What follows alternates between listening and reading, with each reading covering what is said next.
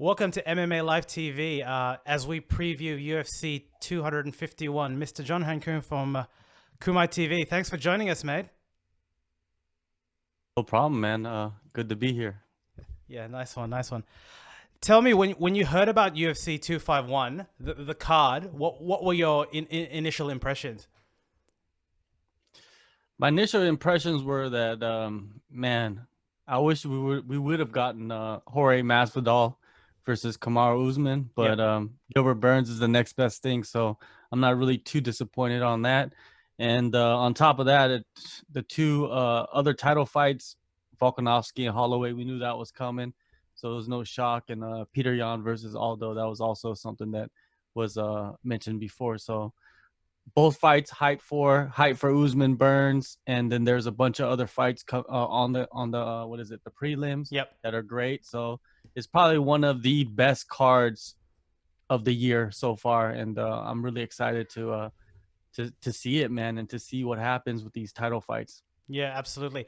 What do you think about Fight Island and it being in Abu Dhabi? Like they've built the infrastructure there. Obviously, there's a plan to keep things going there. Like what are your views on that? Well, the island in Abu Dhabi, Yas Island or whatever, Yep. it was the place where they had the Khabib versus Poirier fight. Correct. So, Yep. like you said, the infrastructure was already there, and everything was a. But going back to, like you said, what was my initial reaction to that? I was like, man, it was disappointing, to be honest with you. I expected them to have a real fight island. Like that's what Dana White was talking about the whole time. He was honey dicking us a little bit, right? With Yeah. all this like gibberish, and then after a few weeks, I kind of started to feel like, okay, it's not going to be the island that we're expecting. We might even just get a man-made island in like in the States or something. We don't know. I don't know. But then I think before they announced it officially, like 2 weeks before that, I heard from a couple people that it was going to be in Abu Dhabi, Hmm. and then I messaged some people that I know, and they kind of confirmed it. But yeah, it's just I'm not hyped about it. You know what I mean? It's like it's no big deal. Especially when we're just gonna watch it on TV anyways. Of course. Yeah. Yeah. Yeah. I think the interesting thing about it is how Dana had talked about it is planned for COVID going for a long period of time, but past that, like they've built something that obviously they need the revenue from the gate, right? So where does that fit in the plan? It doesn't seem to have a natural sort of connection in that regard. Yeah, I don't think money is a factor. I think they're getting money from just having these shows on Yep. that island. You know what I mean? There's no need for a gate, and I think in Abu Dhabi, all the sheiks, and I don't even know if they're called sheiks, like the princes and the princesses, and everybody's gonna be there, and they're gonna have. I think they're gonna spend a lot of money on tickets anyway, so it's kind of a private, like, Private party fight. for them Yeah. with a bunch of fights going on. Absolutely, absolutely. Look, let's look at the main fight, Usman versus Burns. So, look, really, really exciting. I guess a lot of talking points there. The first being that these guys are actually teammates and actually train in Stanford MMA, right? Kamaru is, I believe, with Trevor Whitman now, right? Like he's gone with Trevor for this particular fight. Do you anticipate to see a new wrinkle there from a striking perspective, or do you think it's going to be much of the same? I think it's going to be much of the same, but Kamaru has been training with Trevor Whitman before this fight was even announced. I believe he was actually helping Justin Gaethje for the Correct. Tony Ferguson fight, so he's been up there for a while. Um, I don't know. I don't see anything new. I think we're going to see the same Kamaru Usman come out and kind of implement the same game plan. He's just training at a different location because he's going to fight his teammate Gilbert Burns. Yep. Yeah, so Kamaru Usman, he's gonna come out the same. I feel like we've always seen Kamaru Usman. He doesn't really show different layers of a game. It's like his game, and he implements it, and no one can stop it. But Gilbert Burns is another animal, and them being been training together like for I don't even know how many years now, because they go all the way back to the Black Zillion days. Yep. It's going to be very interesting. That's why I like this fight, is because they are teammates, and they've been training with each other for years and years, and they know exactly what's going on because they have spies in each other's camps, man. They know each Yep. other all day, every day. So it's a fun fight, and yeah, the variables are. I feel like they're gonna lie in the striking. I don't think that it's gonna go to the ground. Yep. Interesting you say that. Like, let's talk about Gilbert. Since the loss to Dan Hooker, we've seen like a meteoric rise and a really strong trajectory there. Where have you seen the improvements in his game? Because I don't think we've got to see a lot of the jiu-jitsu. I really think it's been in the stand-up, right? Yeah, his ground is, from talking to so many people in the industry and interviewing fighters and fighters that have trained with Gilbert, they know that he is second to none on the ground. Like there's not many guys in MMA that could hang with him. So that's why they don't go to the ground with him. They want to they rather stand and strike. And now he's improved so much in the striking, in especially in his boxing in many ways, right? To where he's generating so much power as of late in his hands. And you've seen it, I mean, he outstruck Woodley, and Woodley is a pretty good striker. I mean, even though he's a wrestler, he's still a pretty damn good striker. And he knocked out Damian Maya. What and who knocks out Damian Maya? Not many guys have knocked out Damian Maya. Tyron Woodley couldn't even knock out Damian Maya, and everybody considers Tyron Woodley to be this massive power puncher. Yeah. It just shows that Gilbert Burns is striking. His like I guess his technique is so much cleaner now than it was maybe 2 years, 3 years ago. Yeah, no, absolutely. How do you see this going out? Is it of the fights that we've seen? Do you see it going the distance, or do you see a finish? Logic will tell you that it's gonna go the distance. Yep. Like these guys match up really well against each other, and I just wonder how their sparring sessions went with each other throughout the years, because I've never heard anybody say anything about that yet. Yep. But one thing that is that Gilbert took this fight because it's an opportunity to win a belt, and I'm pretty sure he's confident in his skills. And then Usman accepted the fight, which means Usman has a lot of confidence, right, going into this. For there's got to be some reasons, and which means is when they trained together, he must have done well against them. Yep. Especially in the wrestling department, that pressure and takedowns and just like getting mauled, right? That's what Usman does to people. But the thing is, like, I don't know if Usman's gonna implement that game plan. That's the problem, right? So if he does go in there and goes in there and wrestles and does the cage work and mauls Gilbert, I think Usman's, like skilled enough to stay out of the submissions and win a decision. 25 minutes, it might be really boring. Yep. Or if Usman goes out there and decides to strike with Gilbert, then it's gonna be a fun fight, right? So I feel like Usman's gonna dictate where this fight goes, and if he decides to go and wrestle, then it's gonna be boring, and he's gonna win a 25-minute snooze fest against Gilbert, and Gilbert's gonna not. Pretty much, he's going to try to do some submissions off his back or whatever, but it's probably not going to really work because Usman's, skilled in defensive jiu-jitsu. Yeah, absolutely. Tell me this, and I saw this in Usman versus Covington, which was an amazing fight, like up there to me in terms of one of the best fights last year. Why is it that when you have two wrestlers, the talk is about the wrestling negating, and that's what we saw. It was a strike fest, right? And Kamaru's striking at the best of times, at least now, the current iteration, it's quite rudimentary, right? It's not fluid. I mean, there's no doubt that there's pop behind it, but like he's still really learning what that looks like. However, when there's two strikers, you don't necessarily see them. I mean, this is a generalization, but going to the wrestling, do you feel like that will have a part to play? Because in my mind, I feel like Gilbert is quicker. Like he's got that quicker twitch, and if he engages with that, kind of like Colby had pretty good success early against Kamaru, but Colby didn't have necessarily the heat that Gilbert has. Do you feel like that'll play a part? Oh, definitely, it will play a big part in the matchup. That's another interesting factor too, is like who's going to be stronger, because when you saw Gilbert step up, of course he fought at lightweight, but when you saw him step up and face off against Woodley, he was bigger than Woodley. Yes, yeah, absolutely. Yeah, which was like shocking, right? It's like, dang, he cut all the way down to 155. No wonder he got knocked out by Dan Hooker. Yeah, because once he rehydrated, his brain wasn't normal, right? So little clip on the chin, and it was over for him. Yeah. But now he's at his normal weight class, and he's eating and training to the fullest potential. And And yeah, it's just like I'm just wondering who's stronger. The wrestling, of course, is gonna go to Usman, right? And on the ground, like pressure wise, Usman's very good. But it's like Burns, can he have the strength to get up and to keep the fight standing? Because I think Burns is gonna want to stand and trade with him, right? And then go for the knockout.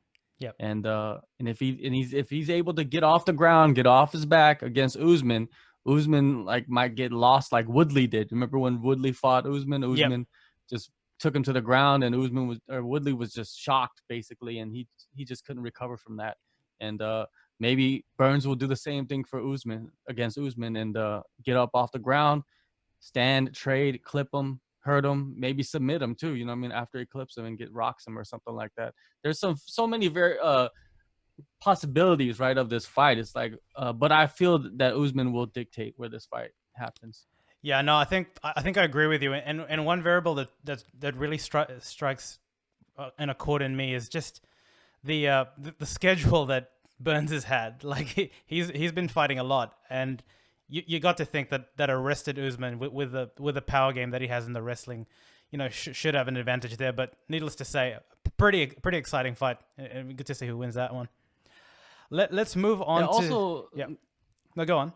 Yeah, also like the weather conditions too, I think will play a factor in all of the fights. Yep. I think a lot of people are not thinking about that. It's like 110 during the day over there. Yeah. But I heard that they're gonna fight in the morning, that's another factor. It's like these guys gonna have to wake up at like 2-3 in the morning to go to the venue. Yeah, right. And then fight at like 6 a.m., 7 a.m., 8 a.m., which is pretty bonkers, right? It's like, who fights at that time? But I guess fighting is fighting. You can fight it whenever you want. I mean, you just wake up and do it. Yeah. No, you definitely think that they'd want to go there a little bit early to adjust to that, but definitely a consideration, especially for the American fighters. Let's move on to the next fight. Volkanovski versus Max Holloway. Really good fight. Obviously, in Australia, we're Team Volko here. Although, yeah, I'm interested to get your opinion here. But before we move on to the fight, was this the fight to make? I mean, you had Zombie there, you had Zabid, and yeah. I mean, like, I know Max was a really dominant champ, and usually a champ, and everyone loves Max, has the first right of refusal. But I would have loved to see, him tune up against one of those guys and fresh blood enter. Like, what are your thoughts there? I'm mixed. It's mixed emotions with that. Is the reason why is that, like you said, Max had this incredible run as the champion, and many people consider him the best flyweight ever over Jose Aldo, who is also fighting on this card. Yep. Coincidentally, and to me, that I think that's blasphemous that you could say that Max Holloway is the greatest featherweight. Jose Aldo is the greatest featherweight of all time. You can't deny that. That dude had a run that has not even come close by Max. But anyways, Max had a long run. He went up there to 155, lost, the interim title fight, came back and took on Volk, and Volk beat him, right? But It wasn't like he finished him, like it wasn't like a complete like pummeling like Dustin Poirier did to Holloway, right? So I could see the side of like, yeah, give Max the rematch because he had the long reign as the champion, and then that fight was played out like it did. But then if you're Volk, if I was in Volk's camp, I would really wouldn't want the Holloway rematch. The reason why is because if you lose to Holloway, you're not going to get the rematch. You're not going to get the trilogy. That's not going to happen. It doesn't matter how it plays out. It could be like a close fight. If Max wins, they're going to bring in the Zombie or somebody else to fight for the belt, and Volk will basically go to the back of the line, right? Or at least third in line or whatever. So it's just, I don't know, but it's a great fight though. You know what I mean? It's happening, and both these guys are getting ready for it, and they're getting ready under like unique circumstances. Yep. And I talked to Volk like during the pandemic. I interviewed him, right? And I was talking to him about training and all that stuff, and he was just doing what he could because everything was locked down. And then I talked to his coach like last week about like how they're putting the training together and everything in the camp, and they got like a bunch of guys in Australia, like a bunch of really good like bantamweights and featherweights gathered together. Yep. You interviewed Martin Nguyen, right? Yep. He's over there helping them out. And then you got Jamie Malarkey, who's a UFC. I think he's a UFC lightweight or featherweight. And then Alan Philpott, and then Josh Kulabau Yep. and Trent Girdham, and a who's who of the Australians, right? Yep. And so his camp is going to be pretty. His camp looks like it's going well, right? Usually he goes to City Kickboxing, goes to Tiger Muay Thai, but that can't happen. It's not feasible. Yep. So I feel like Volk is heading in here with a good camp and a lot of advantages going into this fight. Holloway, on the other hand, I heard he's like twitching 6 hours a day, like doing Yeah. Zoom meetings, and like I don't know if his training's up to standard, because I talked to Martin Day actually today, Yep. and he's fighting on 251, and he trains with Max, but this time around he couldn't train with Max because the island's kind of like locked down, you know what I mean? So everybody's training in these like small groups. So Yep.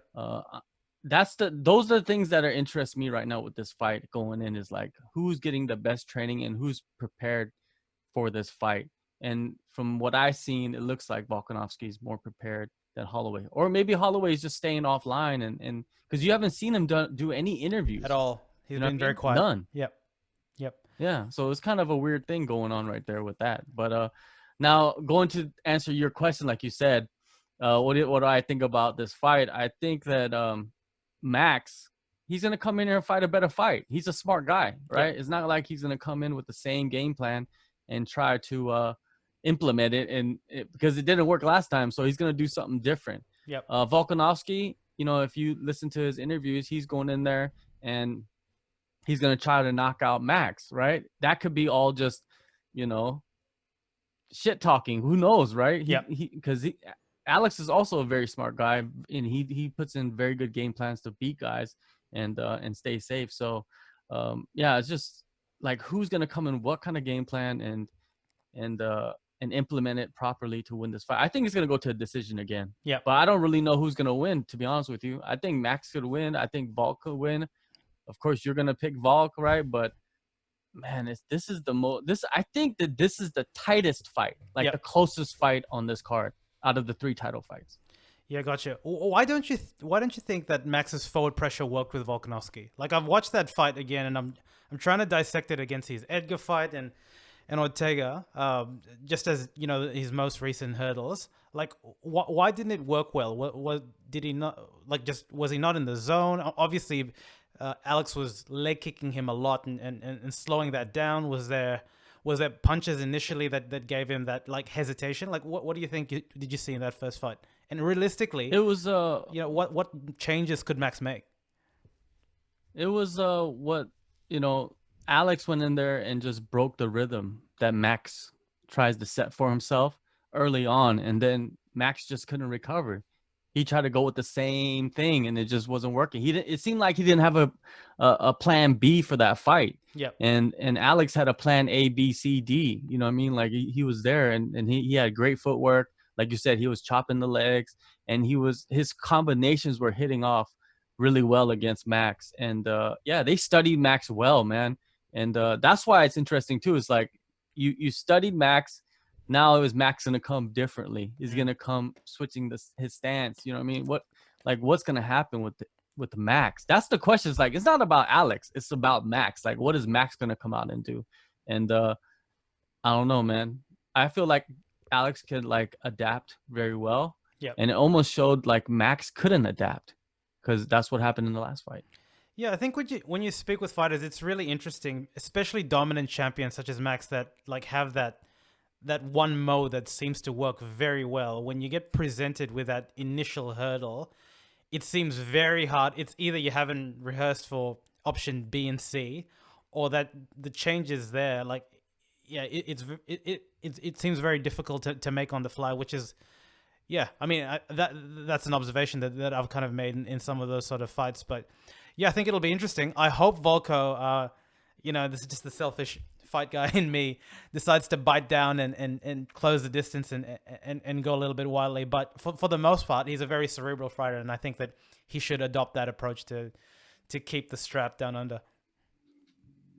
Yeah, definitely both these guys are two of the best ever to fight in the UFC featherweight division. There's no doubt about that. When it's all said and done, you're going to put Volkanovski, Holloway, and Aldo they will be on the Mount Rushmore of UFC featherweights and featherweight champions.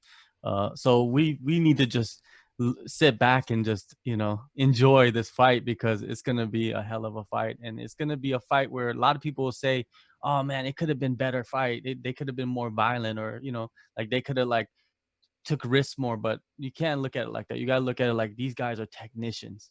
And when you get the two technicians together, you're going to see something beautiful. And that's what's going to happen in this fight. It's going to be close. For sure. For sure.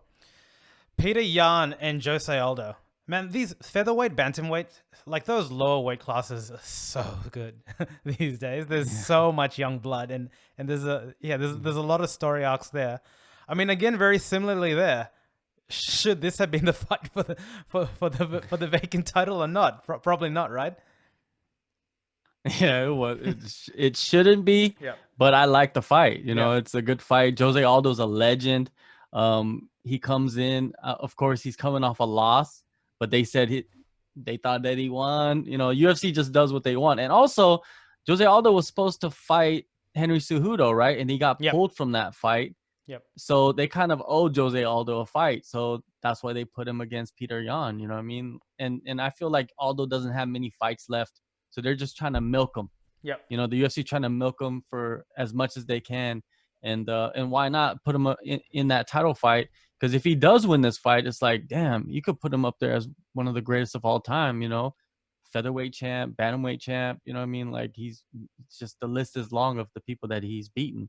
And he'll have a win over one of the brightest stars in the bantamweight division coming up, and probably a future champ if he doesn't even win this fight, Peter Yan. Man, It's exciting. I love this fight. I love that Peter Yan, when he was coming up, when he was like just starting MMA, he went down to Nova União and trained with Jose Aldo for like a couple months, and the whole team. And I interviewed Peter Yan a couple weeks ago for this fight, and he was telling me that he's another animal now, man. It's like you cannot like predict what I'm gonna do off what I did in training 4 or 5 years ago at Nova União. There's a lot of people there's like teammates of Jose Aldo talking shit, like saying like Jose Aldo's gonna knock you out in the second round because we seen what you can do.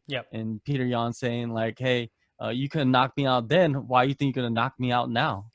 You know, I love that they're doing like little sneak disses, and I like it, and it makes me more hyped for the fight. But Jose Aldo has been pretty quiet, you know what I mean? He's done interviews in Brazil, but nothing with like North America or English speaking media. But I would like to see what he has to say about Peter Yan and training with him.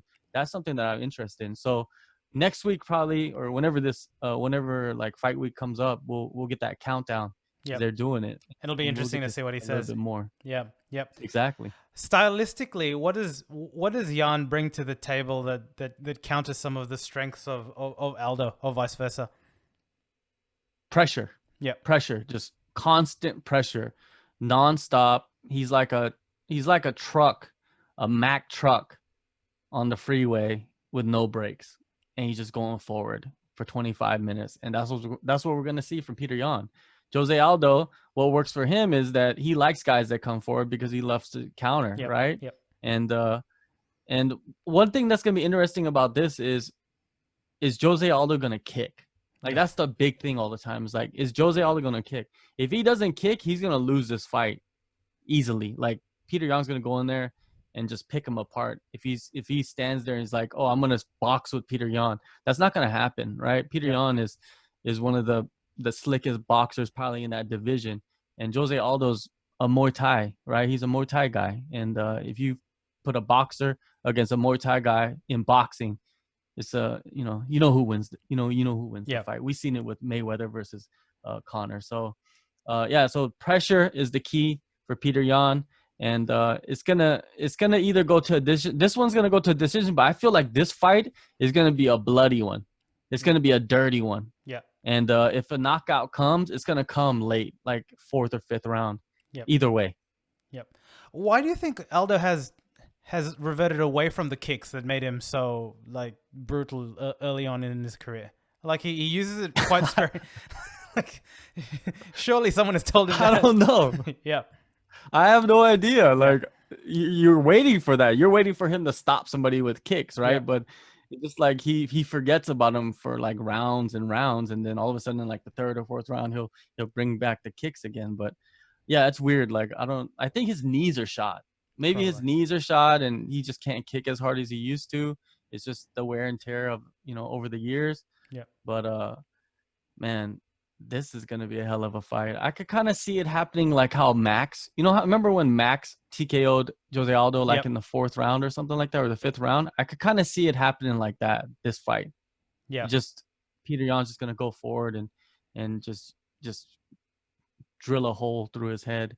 But Aldo, he's still good. I think a lot of people counting Aldo out in this fight because he's old, Yeah. or he looks really old. Yeah. But man, he's still one of the best in the world, and we're gonna, like I said earlier, we're gonna see an incredible fight, a bloody war. Absolutely. Andrade and Rose, part two. A fair amount of storylines here, but Rose has obviously had a really tough 2020, right? With her family members. Yeah, Uh, yeah. does that play a part? Do you think her mindset? How can anyone's mindset be on fighting with something like that? I don't think it really will play a part. I feel like Rose mentally, she's strong. Once she steps into that cage, I feel like she can separate the fighting from the outside world. And she showed it, against Joanna. Joanna was talking some mad shit to her for like about her mental health and all kinds of stuff. And what did Rose go in there and do? Just dismantle Joanna, right? In the Yep. fight, in those fights. So Rose, I feel like she's hungry right now. She wants to fight Zhang Weili. You know what I mean? And if she wins this fight, she's gonna fight her. So only person step in the way is Andrade, and Andrade is a tank. You know what I mean? Like their first fight, she just lifted her up and just slammed her on her head and won the fight. And a lot of people say that's a fluke, but come on. You slam somebody on their head, that's not a fluke. Like you slammed them on purpose. Like it's like Rampage when he slammed Arona Yep. when he was caught in the triangle and just separated his head from his body. You know what I mean? Like Yep. it's just how it works. But I see Rose winning the fight. You know what I mean? I see Rose getting a decision. You know what I mean? I don't think she's gonna knock out Andrade, but I feel like Rose is gonna be slick enough to, slip and rip, 3 rounds and get the title shot. Yeah, I think for the most part, yeah. Look, there's nothing fluky about the KO.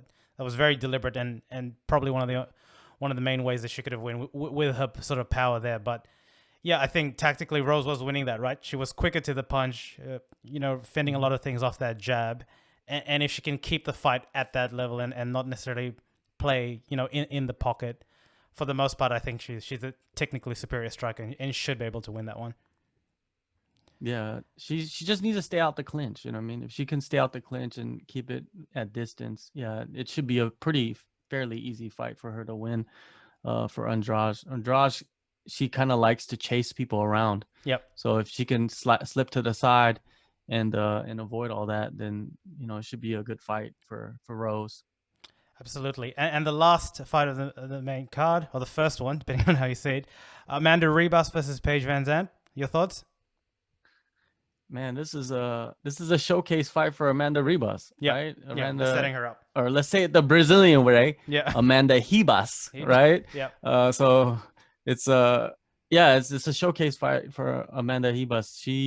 She's beaten, like, she already beat Mackenzie Dern, right? And Mackenzie Dern is kind of like one of those fighters that the UFC wants to build up. Yep. As one of the girls coming up, and Amanda Ribas went in there, beat her. I feel like she's gonna go in here and pretty much dominate Paige Van Zandt. Paige Van Zandt hasn't fought in like 10 years.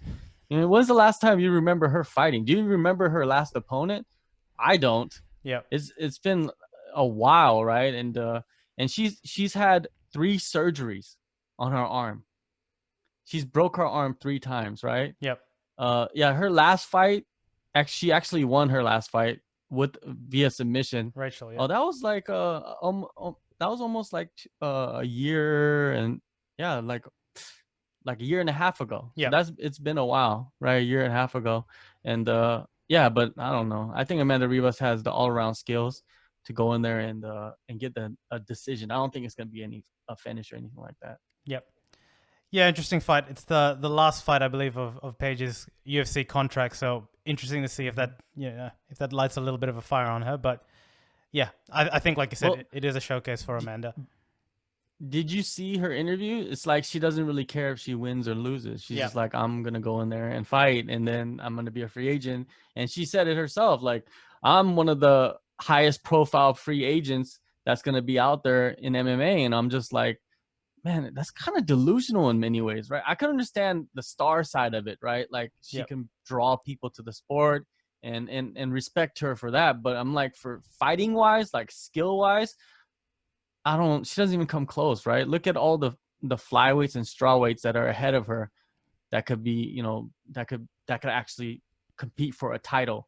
yeah. You know what I mean? Those would be like highly touted free agents. But Paige Van Zandt, I think she's more thinking about Marketability. Instagram and, Yeah. and being on TV and commercials and stuff like that. So, big up to her, man. Like if you could do that, do it.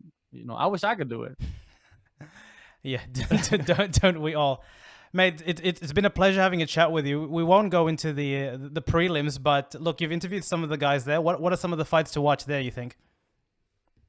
Oh, the one right before the Yeah. main card, Yeah. Volkan Ozdemir versus Yuri Prohaska. Yep. Right, Yuri Prohaska. He's the former Rising light heavyweight champion. He's had some big wins against like the likes of King Mo. You know what I mean? And a bunch of other guys that are actually in the UFC right now already. Yep. He's beaten some of those guys, and he's making his debut against Volkan Ozdemir. Volkan Ozdemir is ranked number 7 in the light heavyweight division. This guy's gonna debut against the number 7 light heavyweight in the world. Yep. So that shows you what the UFC thinks about him. Volkan, he has something to prove. The reason why is because this new guy's coming in. Volkan wants to just shut everybody up, knock him out. Volkan told me, I interviewed both these guys last week. Volkan told me first round I'm gonna take him out. Yuri's like, there's nothing special about Volkan. I'm gonna take him out. So I feel like these guys are gonna run straight to the center and just go hard. Just bang. And if you've never seen Yuri fight, he kind of fights like a light heavyweight version of Robert Whittaker. So think about how Robert Whittaker moves around. Yep. He's very light on his feet, has his hands low. That's how Yuri fights. Whenever I describe people to him, I say, watch Robert Whittaker. Think of him at like 230 pounds, and that's Yuri Prohaska. Right. So it's going to be an insane fight, that one. Any other fights on here that are going to be good? There's a couple debuts, you know what I mean, but nothing special. That one. Oh, the one before that. Eliza Zaleski, right? Zaleski's fighting Muslim Salikov. Muslim Salikov, he's a guy to watch too. Yeah, right. Muslim, he's like the king of Sanda. This guy is Russian, but he went to China and became the king of Sanda in China as a Russian. Wow. So it shows you the level of striking that he has. So you might see some crazy stuff because Zaleski is one of those capoeira guys, the guy that came from capoeira and started fighting. Yep. So his like spin kicks and like his striking arsenal is pretty good. And then you got the guy Muslim who can strike also. This is going to be a crazy fight. I see a finish in this one either way. Yeah, right. Yeah, look, UFC 251 rounding up to be a really sort of exciting card. John, thanks for joining the show. Appreciate it, and hopefully we'll chat soon. Definitely, man. No problem.